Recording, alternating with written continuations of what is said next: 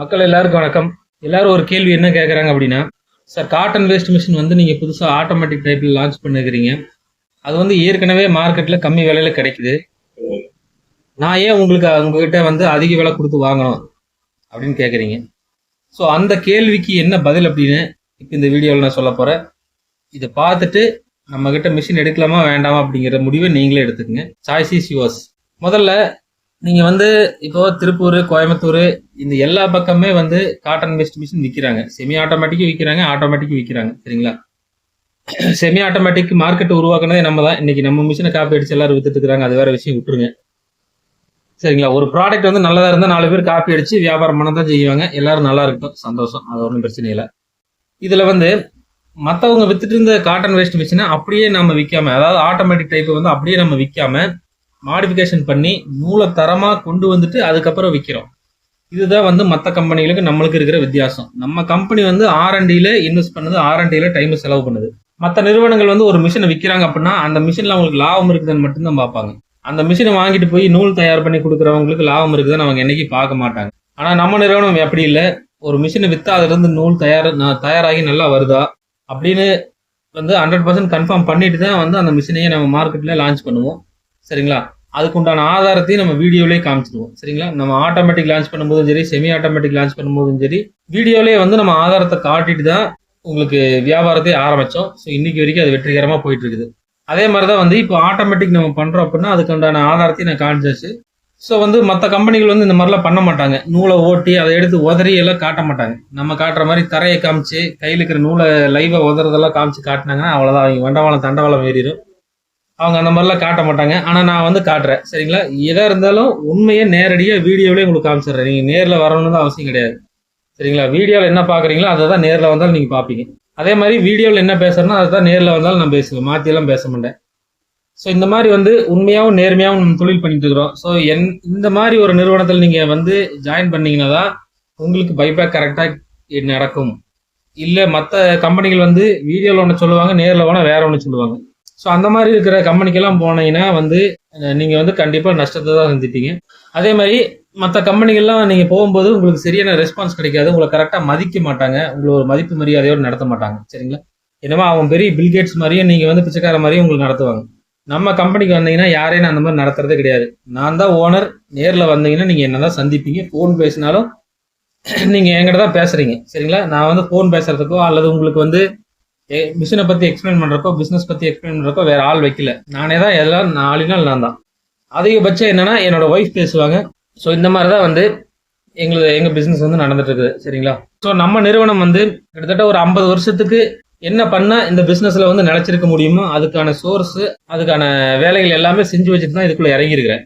எனக்கு அப்புறம் வந்து யார் இந்த கம்பெனி நடத்தணும் அப்படிங்கிற முடிவு முதற்கொண்டு எல்லாமே இப்போவே ப்ரீ பிளான்டாக எடுத்தாச்சு. சரிங்களா? எங்கள் ஃபேமிலியிலே வந்து என்னுடைய தங்கச்சிகள் வந்து என் கம்பெனியில் முதலீடு பண்ணிக்கிறாங்க.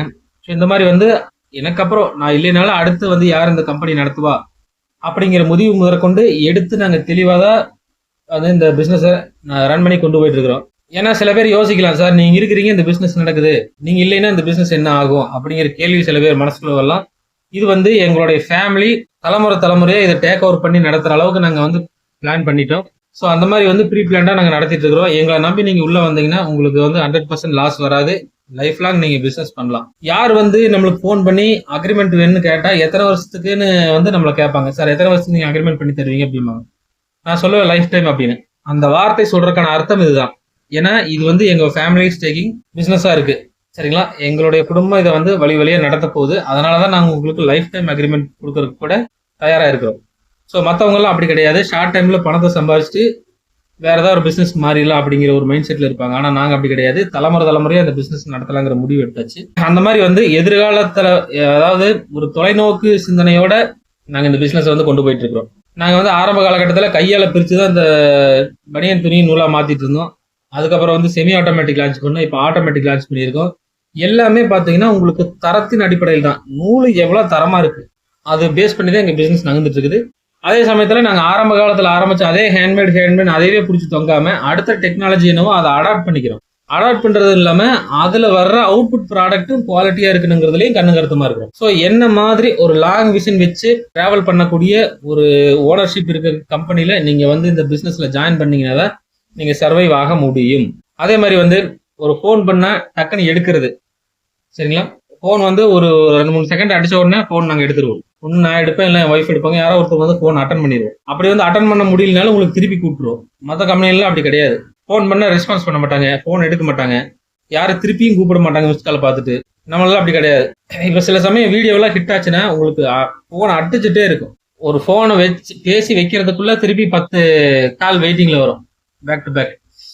அப்படி வந்து ரஷ்ஷான ஹவர்ஸ்லையும் கூட நாங்கள் அந்த கால்ஸ் எல்லாம் பேசி முடிச்சுட்டு, கால்ஸ் வராத டைம்ல திருப்பி யாரெல்லாம் மிஸ் கால் வந்திருக்குது, யாரெல்லாம் கூப்பிடாம விட்டுருக்குறோனோ அவங்களுக்கு திருப்பி பேசாம விட்டுருக்குறோனோ அவங்களெல்லாம் திருப்பி நான் கூப்பிட்டு பேசுவேன். அவங்களுக்கு என்ன டவுட்டோ அதை வந்து கிளியர் பண்ணுவேன். ஃபோன் பண்ணி தான் பேசணும் அப்படிங்கிற அவசியம் கூட கிடையாது. உங்களுக்கு ஏதாவது சந்தேகம் இருந்தால் வாட்ஸ்அப்பில் ஹாய்னு போட்டிங்கனாலும் நம்ம கம்பெனி லொக்கேஷன் முதற்கொண்டு டெமோ வீடியோஸ் முதற்கொண்டு உங்கள் ஃபோனுக்கு ஃபார்வர்ட் ஆயிரும். ஸோ அந்த மாதிரி வந்து நாங்கள் கிளியராக பண்ணிட்டு இருக்கிறோம். உங்களுக்கு என்ன சந்தேகமோ எல்லாத்தையும் வந்து தீர்த்து வைப்போம். நேர்லேயே வந்தாலும் உங்களுக்கு தீர்த்து வைப்போம். ஃபோனில் நீங்கள் கேட்டிங்கனாலும் டவுட்டு சொல்லுவோம். அப்படி டைம் இல்லைனாலும் வாட்ஸ்அப்பில் டெமோ வீடியோஸ் நீங்கள் கேட்குற கேள்வி எல்லாமே நாங்கள் வீடியோவை போட்டுருக்குறோம் ஆல்ரெடி. அந்த வீடியோஸ் எல்லாம் உங்களுக்கு ஃபார்வர்ட் பண்ணிடுவோம். ஸோ இந்த மாதிரி வந்து ஒரு வெளிப்படைத்தன்மையோட நாங்கள் வியாபாரம் பண்ணிட்டு இருக்கிறோம். சில கம்பெனிகள் பார்த்தீங்கன்னா பணம் கட்டினா 1 மாதம் கழிச்சு 1 வருஷம் கழிச்சு எல்லாம் மிஷின் அனுப்பின கதையெல்லாம் இருக்குது. நாங்கள் அப்படி கிடையாது. பணம் கட்டினா உடனே மிஷின் டெலிவரி. இன்னைக்கு பணம் கட்டினீங்கன்னா இன்றைக்கே டெலிவரி, அதிகபட்சம் நாளைக்கு டெலிவரி, அவ்வளோதான். சாயந்தரமாக சில பேர் பணம் கட்டுவாங்க, 6 மணிக்கு 7 மணிக்கெல்லாம் பணம் கட்டுவாங்க, அவங்களுக்கு அடுத்த நாளைக்கு டெலிவரி. ஸோ அந்த மாதிரி வந்து வெளிப்படைத்தன்மையோட இன்ஸ்டண்ட்டாக நாங்கள் பிஸ்னஸ் பண்ணிட்டு இருக்கிறோம். சரி, ஸோ என்ன சொல்கிறது, நம்மளது வந்து ஒரு ப்ரைவேட் கம்பெனி அப்படின்னா இன்ஸ்டன்ட் எஃபெக்ட் இருக்கணும், உடனுக்குடன் ரெஸ்பான்ஸ் இருக்கணும், அதுதான் ப்ரைவேட்டைசேஷன். ஸோ அதை வந்து ஒரு தாரக மந்திரமாக எடுத்துட்டு நாங்கள் வந்து டக்குன்னு பணம் கட்டினா உடனே மிஷினு, பணம் கட்டினா உடனே ரா மெட்டீரியல் அனுப்பிட்டு இருக்கிறோம். அதே மாதிரி நீங்கள் நூல் அனுப்புனீங்கன்னா அதிகபட்சம் 3 நாளில் நம்ம உங்களுக்கு நூலுக்கு பணத்துக்கு செட்டில் பண்ணிடுறோம். ஸோ அந்த மாதிரி வந்து நம்ம இன்ஸ்டண்ட்டாக உங்களுக்கு உங்கள் பணம் வந்து முடங்கி தேங்கி நிற்காத அளவுக்கு நம்ம வந்து பிஸ்னஸ் பண்ணிட்டு இருக்கிறோம். ஸோ நம்ம நிறுவனத்தை வந்து நம்பி வந்தீங்கன்னா உங்களுக்கு எந்த ஒரு சிரமமும் இருக்காது, தெளிவாக பிஸ்னஸ் பண்ணிட்டு இருக்கலாம். நீங்கள் பாட்டு பணத்தில் புரளலாம். சரி, ஸோ நம்ம வந்து பிஸ்னஸ் பண்ணுறது எதுக்கு? இன்ஸ்டண்ட்டாக பணம் கிடைக்கணும், ஒரு நம்பிக்கையான ஒரு என்ன சொல்கிறது, ஒரு ஹானஸ்டான நிறுவனத்தில் வந்து நம்ம ஜாயின் பண்ணி பிஸ்னஸ் பண்ணணும் அப்படிங்கிற எல்லா வந்து கேட்டகரியும் வந்து நாங்கள் ஃபுல்ஃபில் பண்ணுறோம். ஓகேங்களா? ஸோ எங்களுக்கு வந்து நாங்கள் ஹானஸ்டாக பண்ணிட்டு இருக்கிறோம். அதேமாரி டைமிங்கில் உங்களுக்கு பேமெண்ட் பண்ணுறோம். நீங்கள் பேமெண்ட் பண்ணாலும் டைமிங்கில் மிஷினையும் ரா மெட்டீரியலையும் உங்களுக்கு சென்ட் பண்ணுறோம். சரிங்களா? ஸோ இந்த மாதிரி வந்து நம்ம கரெக்டாக வந்து பண்ணிட்டு இருக்கிறோம். அதே மாதிரி நீங்கள் ஓன் மார்க்கெட்டிங் பண்ணுறதுனால உங்களுக்கு என்ன ரேட்டுக்கு நீங்கள் இந்த நூலை விற்கலாம், எப்படி பேக் பண்ணலாம், இந்த டீட்டெயில்ஸையும் வந்து சொல்லிக் கொடுக்குறோம். ஸோ இந்த மாதிரி வந்து வெளிப்படைத்தன்மையோட நீங்கள் ஒரு முதலாளியாக இருக்க என்ன வழியோ அதையும் நாங்கள் சொல்லிக் கொடுக்குறோம். எல்லாமே வந்து ஓப்பனாக சொல்லிக் கொடுத்து இந்த வியாபாரத்தில் வந்து நாங்கள் பல பேரை உருவாக்கி இருக்கிறோம். அதுதான் வந்து ரொம்ப சந்தோஷமான விஷயம். ஸோ நிறைய பேர் வந்து என்கிட்ட பேசும்போது வந்து என்ன சொல்லுவாங்க அப்படின்னா, சார் உங்களால் தான் வந்து நான் உருவானேன், நீங்கள் கொடுத்த இந்த மிஷின் தான் வந்து என் வாழ்க்கையை மாற்றுச்சு, நீங்கள் கொடுத்த இந்த ரா மெட்டீரியல் தான் என்னுடைய வாழ்க்கையை மாற்றுச்சு அப்படின்னு வந்து சந்தோஷமாக சொல்லும்போது அதை கேட்கறதுக்கு வந்து ரொம்ப சந்தோஷமா இருக்குது. நம்ம கொடுத்த அந்த பொருள்னால அவங்களுடைய வாழ்க்கை இன்னைக்கு மாறி இருக்குது அப்படிங்கிறது வந்து நிறைய பேர் இன்னைக்கு ரியலைஸ் பண்ணுறாங்க. நேரில் நம்மகிட்ட சொல்லினாலும் சொல்லவும் தேவையில்லை. ஏன்னா நம்ம வந்து எதிர்பார்க்கறது அதுதான், 4 பேர் நல்லா இருக்கணுங்கிற ஒரு நோக்கத்தில் வந்து இந்த பிஸ்னஸ் பண்ணுறோம். சரிங்களா? நம்மளால வந்து கோடியா லட்சமா யாருக்கும் பணத்தை கொடுக்க முடியாது. பழைய பழமொழி தான், பசியோட வர்ற ஒருத்தனுக்கு பசியாத்த ஒரு மீன் தொட்டை கொடுத்துட்டு அந்த மீனை பிடிக்கிறது எப்படி அப்படிங்கிற வழி அவனுக்கு சொல்லி கொடுத்துட்டா அவன் பாட்டுக்கு அடுத்தடுத்து மீனை பிடிச்சி பசிக்கு சாப்பிட்டு போயிட்டே இருப்பான். அவ்வளோதான். அதை தான் நம்ம பண்றோம். என்ன பண்றதுன்னு தெரியாம திட்டி தெரியாம வர்ற அந்த மக்களுக்கு வந்து இந்தாங்க நம்ம மிஷினை பிடிங்க, இதுல நூல் தயார் பண்ணுங்க, பைபேக் கொடுங்க, ஓன் மார்க்கெட்டிங் உங்களுக்கு ஆப்ஷன் கிடைக்குதா, நீங்க வித்துக்குங்க, இந்த மாதிரி மார்க்கெட்டிங் பண்ணி நீங்க சம்பாரிச்சுக்குங்க. மறுபடியும் மிஷின் வேணுமா, ஆளுங்களை எக்ஸ்டெண்ட் பண்ணி ப்ரொடக்ஷன் பண்றீங்களா, எத்தனை மிஷின் வேணுமோ நான் தரேன். முதல் மிஷின் மட்டும்தான் நம்ம ரேட்டு ரெடியூஸ் பண்ணாம அதே ரேட்ல கொடுப்போம். 2வது மிஷின் 3வது மிஷினுக்கு நீங்க வரும்போது ரேட் ரெடியூஸ் பண்ணி நம்ம கொடுத்துட்டு இருக்கிறோம். சரிங்களா? இதெல்லாம் நம்ம வீடியோவில் சொல்றது இல்லை, ஆனால் கஸ்டமருக்கு நம்ம ரெகுலராக பண்ணிட்டு தான் இருக்கிறோம். ஸோ அடுத்தடுத்த மிஷினுக்கு நம்மகிட்ட வர்றவங்களுக்கு நல்லா தெரியும். அதே மாதிரி 2 மிஷின் 3 மிஷின் எடுத்தீங்கனாலும் ரேட் ரிடக்ஷன் பண்ணி தான் நம்ம கொடுத்துட்டு இருக்கிறோம். ஓகேங்களா? ஸோ இந்த மாதிரி வந்து நம்ம நல்ல முறையாக பிஸ்னஸ் பண்ணிட்டு இருக்கிறோம். மற்ற கம்பெனிகள் மாதிரி நான் ஒரு பெரிய முதலாளி நீங்களாம் ஒன்றுமே இல்லை அப்படிங்கிற மாதிரி நம்ம இன்னைக்கு நடந்துக்க மாட்டோம். நம்ம கம்பெனியில் யாருமே அப்படி நடந்துக்க மாட்டாங்க. சரிங்களா? ஏன்னா நானும் வந்து உங்களை மாதிரி ஒரு அடிமட்டத்திலிருந்து கொஞ்சம் கொஞ்சமாக மேலே ஏறி வந்துட்டு இருக்கிறேன். அதனால வந்து உங்களுடைய மனநிலை என்னவோ அதுதான் என்னுடைய மனநிலை, உங்களுடைய ஸ்டேட்டஸ் என்னவோ அதுதான் என்னுடைய ஸ்டேட்டஸ். நீங்களும் மனுஷன், நானும் மனுஷன். உங்கள் உடம்புலேயும் ரத்தம் தான் ஓடுது, என் உடம்புலேயும் ரத்தம் தான் ஓடுது, நீங்களும் நானும் ஒன்று தான். நீங்கள் எத்தனை வருஷம் நீங்கள் பிஸ்னஸ் பண்ணாலும் உங்ககிட்ட நான் இப்படி தான் நடந்துக்குவேன். இப்போ வீடியோவில் எப்படி சகஜமாக பேசுகிறனோ அதே மாதிரி தான் நேரில் வந்தாலும் நான் உங்கள்கிட்ட சகஜமாக பேசுவேன். பெருசாக ஒரு பந்தா பண்ணிக்கிறது இந்த மாதிரி வேலையெல்லாம் நம்மகிட்ட இருக்கவே இருக்காது. இன்னைக்கு இல்லை, என்னைக்குமே அது வராது. எனக்கு எங்க பாட்டம் வந்து ஒரு பழமொழி சொல்லுவாப்புல, அதாவது எப்படின்னா, எப்போ திங்கிற காக்காயி மூடி வச்சுதான் திங்குமா. எப்பயாவது திங்கிற காக்காய் சத்தம் போட்டு கான்னு கத்திட்டு ஊரை கொட்டி திங்குமா. அதாவது எங்கிட்ட இருக்குதுன்னு 4 பேர்த்திட்ட காமிச்சிட்டு திங்குமா.